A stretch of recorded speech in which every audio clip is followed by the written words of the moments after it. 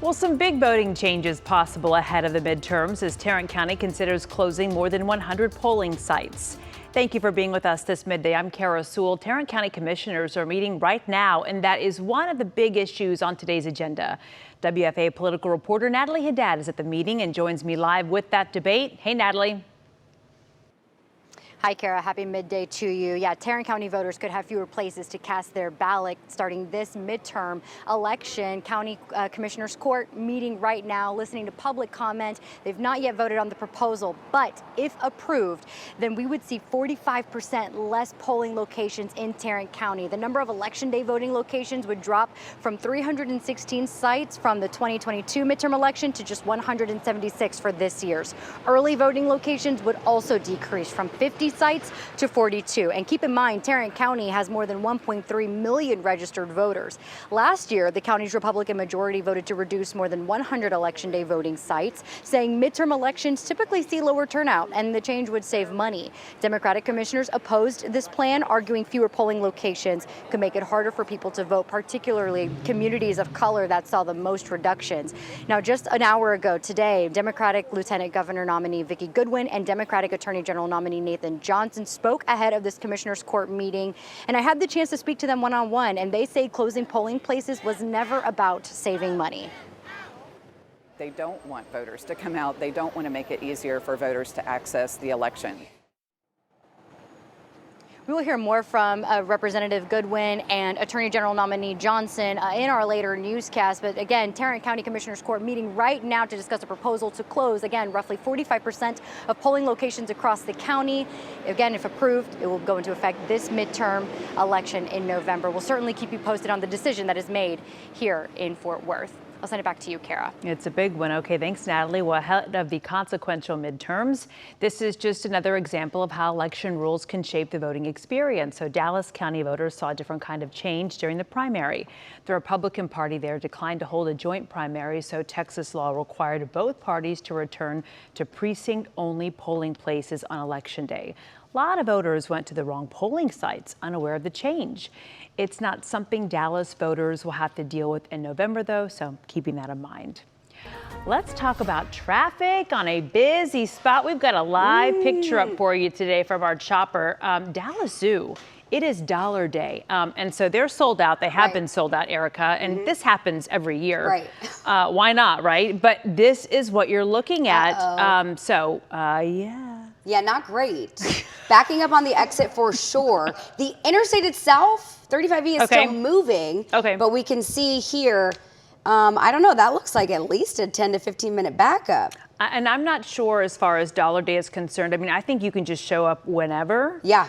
Yeah, I think so. For it's me, just how much you want to get out of it, if I'm not there at 9 o'clock. Right. We're there for opening. I think that would have been the way to go. But yeah, that's quite a hefty backup. I pulled up the Ewing exit because we were just talking. You're a member. You guys go a lot. It's showing relatively clear, but I love having the chopper view because that's what we can't see is getting off on the ramp, folks getting stuck on the overpass and then leading in. So and you know, they know it's like this every time, so they're very efficient to get you in, especially prepay parking, all that kind of stuff. And if you're one of the afternoon goers, maybe put some snacks in the car. And their favorite song over and over again. Capri Suns and all the, maybe if you got the DVD player, bring the movie, right? Because you might run through the whole film. My goodness. So yeah, this is what I'm seeing at the Ewing exit at 35E. You can see folks, again, getting off or running into those delays, but the interstate itself is moving along, which is good. And I want to show you what the map is looking like this midday. We're actually looking pretty good in comparison to our daybreak commute, but just taking you over to where this is. Not showing delays on the actual interstate, but we absolutely saw from the chopper, there are delays when you get off at the exit there. So make sure to just plan ahead, be prepared for that car ride and those backups, and stay hydrated because it's gonna be a hot one again today. Now let's talk about some of the road work I'm seeing this midday. 80 westbound and Lawson Road here at the Kaufman-Dallas County line here. Leaving the Forney area, we've got that road work that we deal with just about every day at this time. So we're down to one lane open and moving again here at Lawson Road. So that's going to be one of the slower stretches that I want you to keep in mind as you plan out the drive. But again, rest of our area looking good. 75 in Gallatin, no big issues to report here. Kara. Okay, thank you, Erica. This morning, Colombian officials say the suspects accused of killing an American Airlines flight attendant are in custody. Eric Fernando Gutierrez Molina was based at DFW. His body was found in Colombia. Days earlier, he was reported missing after working a flight from Miami to Medellin this spring. Well, investigators believe members of a gang called Los Gateros robbed him and killed him. A man is in police custody on suspicion of arson for allegedly starting one of the wildfires we have talked about that is raging in Washington state. More than 10,000 acres have now burned in Spokane, and firefighters say at least 700 structures have been destroyed. The video is hard to see. ABC's Rena Roy shows it to us. As wildfires rage in Washington, police arresting a 37-year-old man who they say is responsible for starting the Old Trails fire, the most destructive of the 3 fires tearing through Spokane. The witness, a citizen, very good citizen, noticed a male standing on the side of the road looking into the trees as he was going to pick somebody up.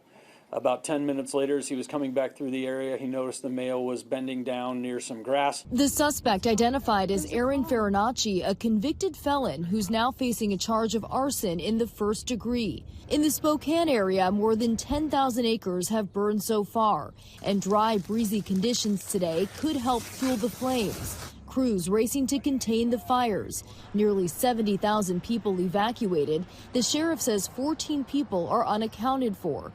Firefighters say at least 700 structures have been destroyed, and that number could go up. I've been to a lot of places around the world, and I can tell you today that that's a war zone. Looks like bombs went off because the houses are just in ashes. I mean, there's fireplaces standing and cars burned. Kathy Sherrick's home now gone. I feel lost.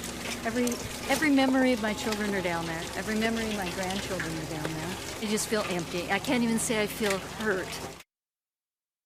These fires are also creating unhealthy air conditions for much of the Pacific Northwest. Air quality alerts are in effect for most of the region, including nearly all of Washington and Oregon. Rena Roy, ABC News, New York. New at midday, Todd Blanche's nomination as U.S. Attorney General just cleared a major hurdle. The Senate Judiciary Committee voted to advance the nomination to the full chamber. Texas Senator John Cornyn and fellow GOP holdouts dropped their opposition yesterday after Blanche signed an order formally rescinding a controversial anti-weaponization fund.